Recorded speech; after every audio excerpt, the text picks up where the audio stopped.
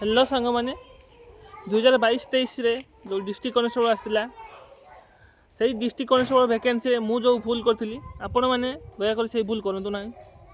मु कौन करी ना से केवल रिटिन बेसी फोकस करी जहाँफल मु 100 रु 62 रखी रिटिन रे किंतु तापर भी चाकरी पाई नी। यह गोटे दुखद विषय कहीं मुझे केवल रिटिन रे ही फोकस रखिली फिजिकल को एते इम्पोर्टेंस दे नी जहाँफल मु फिजिकल कटि जाइली माने रिटिन एत भल स्कोर करके फिजिकल कटि जा बहुत दुखद विषय कहीं मु फिजिकल माने क्वालिफाई करते मोर चाकरी सुनिश्चित होता था। मु समस्त भाई भौणी मान को यह कही रखुची कि आपण मैंने भी रिटिन पढ़ापढ़ी करने सहित सकाळु संध्यारे एबेठू फिजिकल भी प्रैक्टिस रखु था।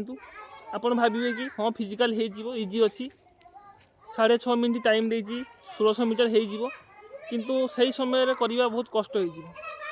एतिक अनुरोध करुँ जो भूल डिस्ट्रिक्ट कनेस्टेबल जॉइन करी आपण मैंने से भूल को दोहरातु ना। मु आपन गोटे बड़ भाई भाया मैं आप गोटे सजेसन कि आप सबुदिन रिटिन पढ़ा सहित फिजिकल भी प्रैक्टिस रखु था जहाँकि आपण को आगामी 2026 डिसेम्बर 26 आसवा जाऊा वैकेंसी आपण गोटे डिस्ट्रिक्ट कनेस्टेबल नियुक्ति जॉइन करें। रही जय श्री जगन्नाथ।